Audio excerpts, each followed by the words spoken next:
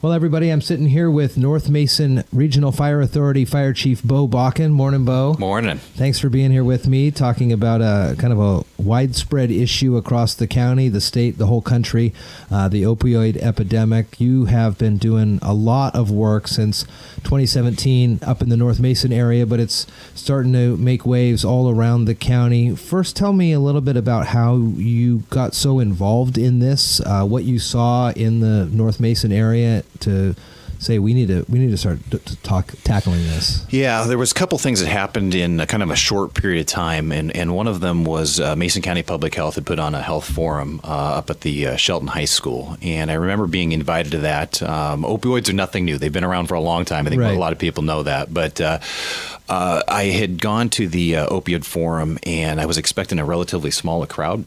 Maybe 30, 40 people, something like that, to talk about this issue. And I remember walking into the building, and we had just short of 300 people that were there. Wow.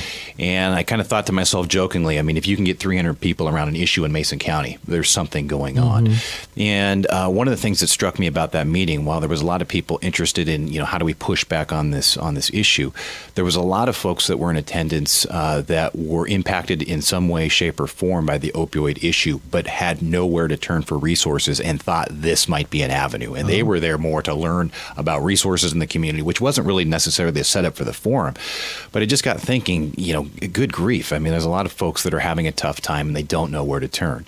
And then up in the North Mason Regional Fire Authority, we had almost simultaneously at this time, we had a kind of a rush of several overdoses that came within a relatively short period of time.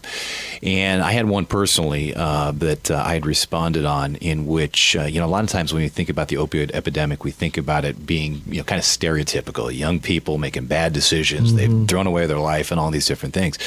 And what we were seeing here, which was different from what I've experienced in 20 years of my career, was that this problem is not stereotypical at all. In fact, we were seeing folks that are very well-to-do in society, if you want to term it that way, that have means, wherewithal, and whatnot, up there in age. And we were seeing folks that were in excess of 70 years old that were overdosing on opioids, and all of a sudden, it was clear to us that every demographic is being impacted by this particular issue.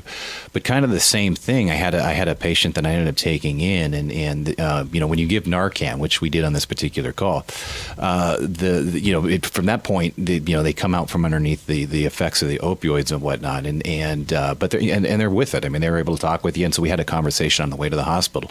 And then this young man said, "Hey, this is something I don't want to continue to do with my life. What do I do to turn things around?" And he's looking at me at the back of the ambulance, and I didn't have an answer. And here I am, with a position of authority and working in public safety, and not having an answer just didn't seem appropriate to me. So those three things happened in relatively short order. And one of the things that I wanted to do was to sit there and say, how do we rally the community together? Because while, I understood what the impacts were as public safety and us going out as emergency response, I mean, schools, hospitals, nonprofit, county public health, families, individual families, our community are all impacted by this. But what I found out pretty quickly is that none of these groups were talking to one another. And so I thought, you know what? There's got to be a way to get us talking and working outside of our silos, and that's what we've been working on hard over the last 2 years. So how do you start these types of conversations other than basically getting folks around defining what the opioids are, what people are getting, does it mostly start for folks from over-the-counter pain management, and then for whatever reason those pills prescriptions end? I've seen papers and TV programs that say within just a few days of taking some of these pills, people become addicted to the qualities or benefits that you perceive that they get from them, where long term now there's a big hole that they need to fill, and that's where these problems are having, or is it a different way? Well, no, it's actually a multitude. There's many different avenues. I think the one that we're most familiar with, if we thought about this problem from that stereotypical perspective, was much more of, recreational use. You start in high school, you're smoking marijuana, you kind of continue down this path. And of course, there's that avenue. But the avenue that you bring up is very, very real. And so folks are turned on to for medical reasons, are turned on to opioids, and whether it be pain management, and I think that what the greater medical community will sit there and say is they didn't fully understand the power of these medications, the addiction capability of the medications, and so you had the medical community that thought it was doing the right thing. I mean, we're helping people through surgeries, we're helping people through chronic pain, and they're prescribed opioids for an extended period of time. And then when you then try to pull back from that pain management, oh my gosh, we've got a difficult situation in our hands. And one of the things that we're experiencing right now is that you're seeing kind of a pendulum swing. So where, we were prescribing, the medical community was prescribing a lot of opioid medications, the pendulum is swinging to, well, wait a minute, we're not going to be doing anything with those things. And so folks that have been on medications and opioids for a long period of time, all of a sudden, almost instantaneously saw their supply just cut off.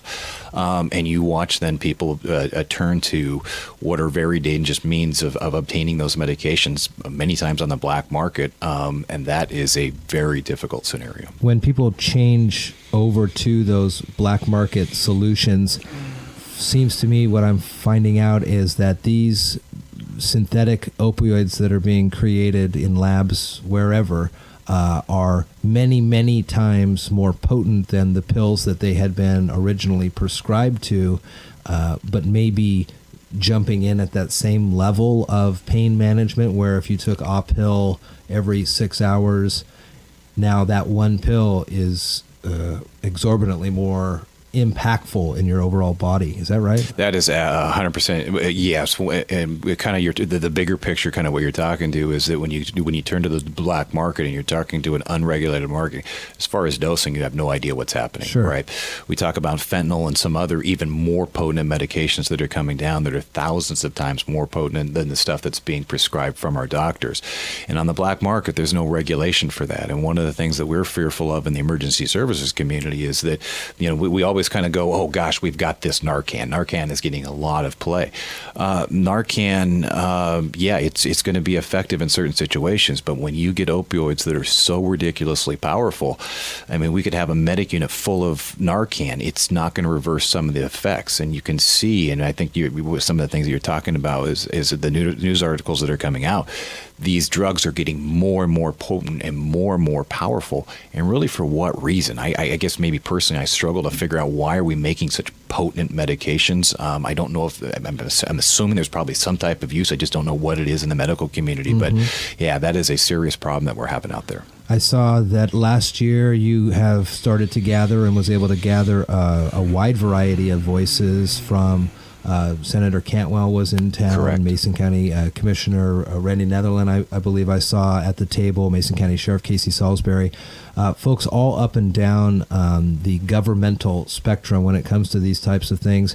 What are they saying? How are you working with them? And then do you have other folks from the community, from the different nonprofits that perhaps deal more on a day-to-day basis with these folks involved in those conversations, really kind of cutting through and explaining what it's really like on the ground? Absolutely, we do. And one of the things, how we got started with this, and you mentioned a list, is I sat down at my desk shortly after the forum in Shelton and I typed up a one-page letter and just said, listen, I'm urging and encouraging you. And I reached out to our school districts, our sheriff, our public health, our county officials and whatnot. And I can't tell you how proud I am of them rallying together to make this happen.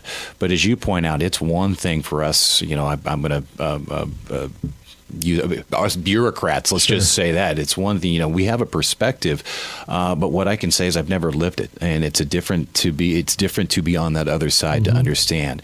And one of the things that has happened over the last few years is the community. I mean, we've got 70 different agencies that are at the table talking and discussing this issue, and whether it be STOP, which is here in town, whether it be Peninsula Community Health, whether it be Consejo that is working with individuals. Understanding, what the life of addiction and substance use disorder. I mean, what exactly does it look like from that particular perspective? And they are at the table. Our last meeting in Alderbrook, we had just short of 100 people that are in attendance talking about this issue. And so that's one of the things that I've been probably of all the, I'm sure we'll talk about some of the programs here in a second. But I mean, again, breaking down these silos and everybody talking to one another. So if I were to go in reverse, and I talked about the gentleman who was in the back of the ambulance, and I didn't have an answer as to how do I turn things around and get some help. That's not the case anymore. I've got a phone number, numerous phone numbers of folks that could help and work in that situation and get that person the help they need. And it's been a great collaboration. I talk with other community leaders around the county often about these types of issues, and there's a lot of give back. I know Mason Transit has recently been able to help you out in a way that really is going to be a game changer in giving out information, being able to arrive on site to things. Let's start with that one, and then what are other ways that the community's getting with you, and then the programs? Yeah, so the program that you're referring to is the Quick Response Team program, and we put in for a federal grant, and we received a $500,000 grant for this, and there are several. There's not a lot, but there are several what we call quick response teams in America, and what they're designed to do is to follow law enforcement and fire officials into an overdose situation. Instead of just hauling and taking somebody to the hospital to take care of this overdose situation, they're really there. This quick response team comes in behind law and fire to be able to help with the recovery process and help the family and the individual, which to this point, it hasn't been happening. You take a person to the hospital, you hope something happens there as far as getting somebody into recovery and assistance. To be honest with you, that's not happening. And so we sat there and said, okay, that's great where the quick response team is working in what we're seeing where they were in, for the most part, in major metropolitan areas. And so we looked at it in Mason County. We sat there, and one of the things that I guess is a double-edged sword is that we are doing a lot of distribution of Narcan, and that's a good thing. So we're reducing the number of overdoses, but simultaneously what we're doing is reducing the number of calls that 911 is coming in. And so when we said, hey, we looked at this model of a quick response team, which really brings in a team of recovery coaches and professionals and a healthcare team that is really geared towards getting people into the recovery process and doing whatever it takes to make that happen, whether it be setting up appointments, getting people transportation to get to these particular recovery services, whatever they need to do to make this happen. But we just sat there in Mason County and said, we just don't know if we have the volume on the police and fire side because of some of the activities that we've got going on. But what we did quickly realize is, again, we wouldn't have had this if we weren't talking amongst one another as a community. Well, wait a minute. If somebody has a substance use disorder and they're at Mason General and they're about ready to be discharged, what is a course of action? What are the available resources? If there's somebody at a school, a student at a school that has an issue, whether it be with themselves or in the family with substance use disorder, what takes place? And we quickly found out that there wasn't a good answer. And so what this community response team, and it's the first one in the country that will be doing this, is not just responding with police and fire, but anytime anybody calls and needs assistance, whether it be schools, whether it be our local jails, whether it be families in the community, this resource is available to everybody and anyone. And I go back kind of to our conversation about what we talked about in Shelton at the forum, those families coming in and going, we've got loved ones that are on substances. They've got a use disorder problem.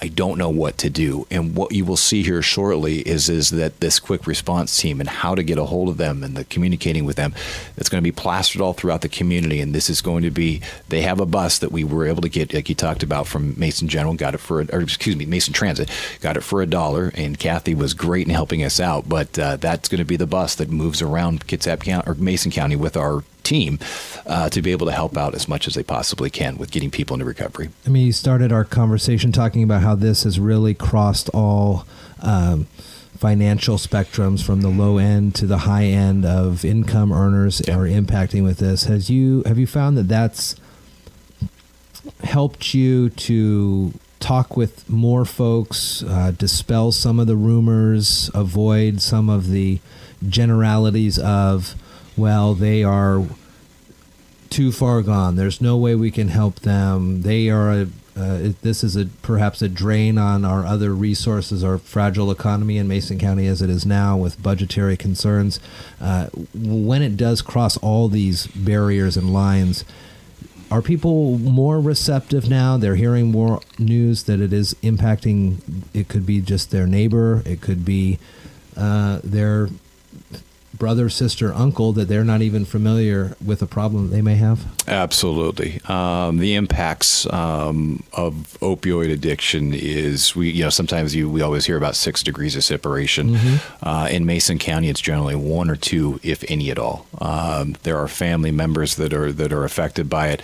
But even for folks that maybe aren't directly affected by it, let's say from a family standpoint, let's look at theft. Let's look at syringes. Let's look at parks. Let's look at that are littered with syringes. Let's look at the use of the healthcare system. Let's look at school test scores. I mean, the list goes on and on. Opioids are making their way and have made their way into just about every finger. And what I'm hoping, what I'm sensing in the community is a major shift. And I think that's what we were talking about. If we would have talked about this 5 years ago, Mason County's, this is maybe more my personal perspective, is what I thought I was seeing in the community, but it was much more of a, this is somebody else's problem, right? Or this is a law enforcement problem. The way we're going to solve this is take that key, lock it up, throw it away and whatnot. And I think that we are all in agreement in Mason County and hopefully getting there as a country to figure out that, we've tried that strategy. It's not working. It's getting worse. And so what I see happening in Mason County is the community saying, we know that we have got to solve this situation. We've got to be able to get out of this somehow, some way. And the strategies that we've used in the past have not worked. And so, yeah, we're a little bit more open-minded to some strategies that 5 years ago might not have been pertinent or would have worked here in Mason County. We're going to be open-minded to those, and we're watching those. I know you've talked to Abe Gardner about the syringe exchange program.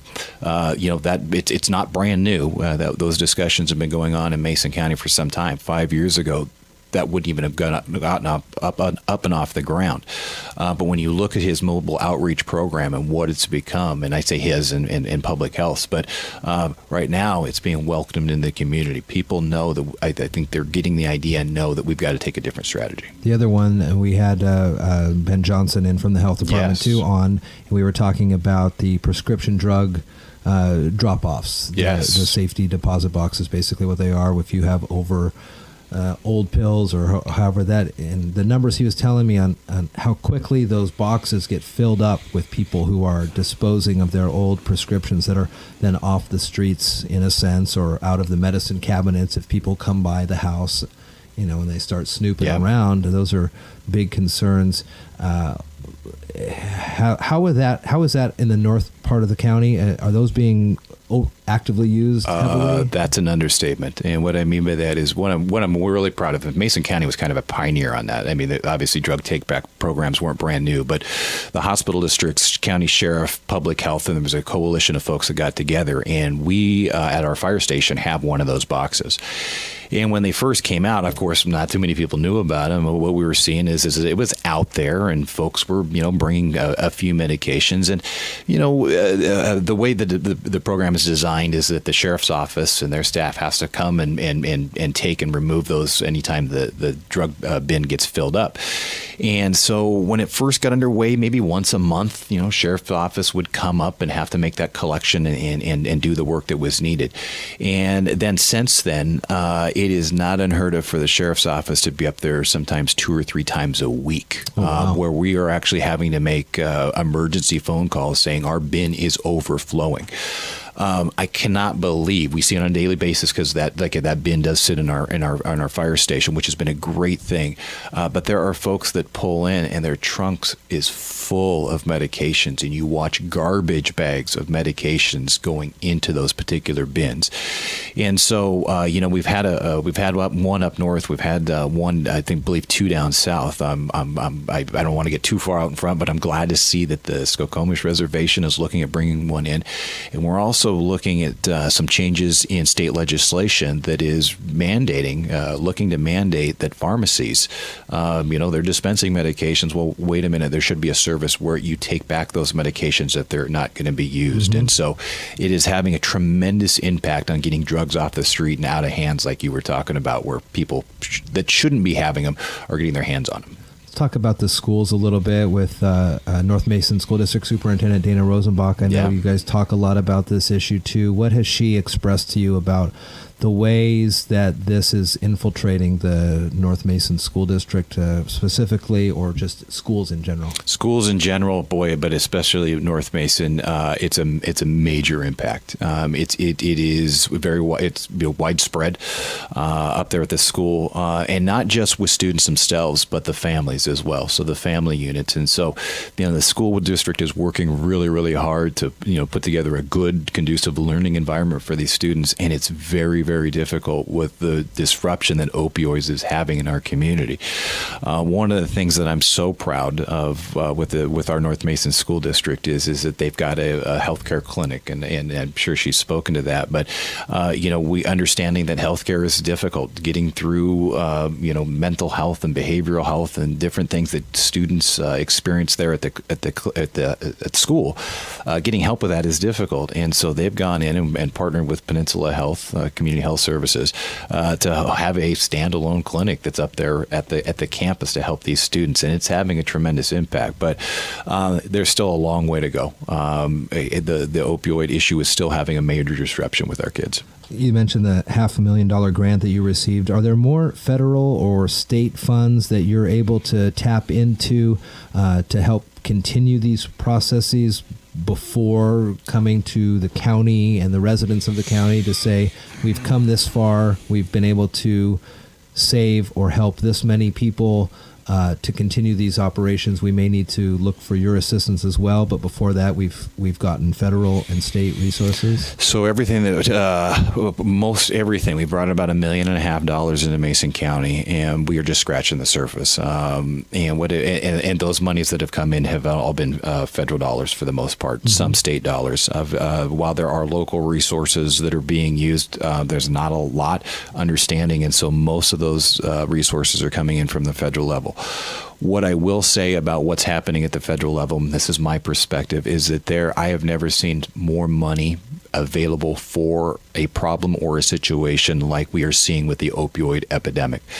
What I see happening is that communities are struggling for answers, right? Mm-hmm. And so I would love to, and other communities would love to say, hey, we've got a data set where things are really working really well, but the epidemic portion of this isn't really well understood, and the strategies that are working aren't really well understood. We've got Congress's attention. This is a major problem, and so you're seeing just a tremendous amount of appropriations coming in from the congressional level that then trickle down to state and local communities. And the same thing that you're seeing is that you're watching the federal government, state governments go after our pharmaceutical companies and bringing in major settlements. Mm-hmm. So there is a tremendous amount of money that is there. It's to the point where, and I say this a bit jokingly, but a bit not jokingly, we can't write grants fast enough. We don't have enough people to scribe grants. They're coming down that quickly. And what is happening with that backlog of dollars is great, it's there, but where do we put it? Where exactly does it go that it's going to have impact? And so right now we're working with the Rural Health Care Federal Agency through Health and Human Services, another $1 million grant coming down. We're also working on another COPE grant through the Department of Justice, which is $1.2 million. And what is interesting about, I've written plenty of federal grants for the fire service, and most federal grants will come down and say, hey, we're going to put these terms, these conditions, you got to do these things, and they're very stringent about what you can do. And what I've never seen before, like what we're seeing with the opioid monies that are coming down, is please somebody stumble on something. Be ingenious. Think outside of the box. We need to uncover something that's going to have an impact in our community. And we know as a federal government, we come down and we put a bunch of restrictions on you. That's not going to work. So we want strategies in the community that are thought of at the local level. And then what they're doing is, in a lot of these grants, they're making research components. They're having local universities, which we have here in Mason County. We've got the University of Washington working with this right now, but that are researching and doing the data collection. So if one of these local programs stumbles across success, how do we duplicate that in other parts of the country using that research? And it's been a very eye-opening experience here in Mason County. There's as a rural county, Mason County is a rural county. We see these epidemics across the nation, but they oftentimes focused in more rural areas. We saw the southeast portions of America be heavily hit at times, and they've come away with different ideas as well. Are there different scalable models that you've read about that could potentially work here in Mason County, 60,000 or so population? Everybody, as we say, is impacted in some way or another. Are there different areas that you've read reports on or talked with other fire chiefs or others in different communities across? I mean, I have seen documentaries of Appalachia and the terrible problems that they've had that could come here and work here that you're kind of interested in? Yes, and that's where when we talk about the quick response team that was done through that process, mobile outreach, we talk about the different programs that are already in place. I mean, it's like as soon as we find out, and if it looks like it's going to have some weight and some impact here in Mason County, in it comes. What is difficult is unfortunately a lot of the attention. You do talk about Appalachia, and so there is some attention on our rural communities, but a lot of the effort and a lot of the things that I'm seeing out there is being worked in major metropolitan areas, right? I think we saw the Seattle dying, and the problem looks a lot different. There's a lot of similarity, but looks a lot different in rural America. And so it's difficult to find out strategy. So I'll read about things and I go, well, that would work great in downtown San Francisco. That's not going to work here. Sure. What is difficult about the opioid issue is that it likes to hide. It's not going to be out there in front of you. It's one of the, being in emergency services, we're invited at people's homes to care for medical situations and overdose situations. So we get a chance to kind of view it. But this is a program that wants to hide out in the community. It's not necessarily right out in front of us. I mean, it is if you look for it. But it's difficult because we're starting to see the money come down. We're starting to see funding coming down. But watching and trying to investigate strategies that are working and having a bona fide impact in rural communities, there's not a lot of science out there. But we're working on developing that. And the thing is that I'd like to toot our horn a little bit to say I hope that Mason County is leading the way on that. I think we are. I think that at least in Washington State, as far as rural communities and counties go, the fact that we've brought our stakeholders together, the fact that we are quickly implementing programs, the fact that we are having an engaged community and a good conversation, and that we're changing the narrative, I think that we're being looked at as a model around Washington State, hopefully around the country, with some of the things that we're doing. So Mason County, a rural county, but if we focus on the Belfair area, the Shelton area, those would be kind of the urban centers, yes, if you will. What about the more rural parts of our rural county, kind of the outlying communities that are on the far edges of the county? Have you been able to get into those communities, talk with them more? Do they have even more varied experience than what we see here in Shelton and Belfair? Yes and no, and one of the reasons why I say that is because you're right. They don't have what we would consider urban centers, and so those in those particular areas, the problems hide even more so. And it is, but what is difficult is that while the conversations, I think you're having a great, bring up a really good point. While we're having conversations in Belfair and kind of incorporating North Mason into that, and conversations in Shelton, we're probably not having as good a conversations as we would like to in Dewatto, in Hoodsport, in some of these places that are impacted. How do we sit there and understand that there is divisions of demographics even within Mason County, and that's something that going forward we could do a better job with. What are the next steps for you, this program, the stakeholders involved? A year from, let's game out 6 months, a year from now, where would you like to see things? How are people able to support you in ways to get you to those goals? Well, I'll put a plug in for a stakeholder meeting. It is open to anybody and everybody. We meet the second Wednesday of every other month. Our next meeting is coming up on the 8th. And I'd also point out that as much as the 8th of May, we're going to be at the Alderbrook Resort for that at 9 o'clock. One of the things that I would say is that while we are having a county conversation, we have a lot of regional partners as well. And one of the things things that I don't want to be remiss on is that just because we have a line that's drawn around Mason County, that there aren't folks in Kitsap County, Thurston County, and across the state, and they are participating with this as well. And so a year out, what I would hope is happening, and you're already seeing it, I think that public health has talked about our overdose numbers have significantly gone down. But in a perfect world, we are identifying folks that need help and are needing assistance. And we have an infrastructure that's in place. And we don't right now, but we're moving that direction. But we have a support infrastructure that's in place to support the families and the individuals that are going through this.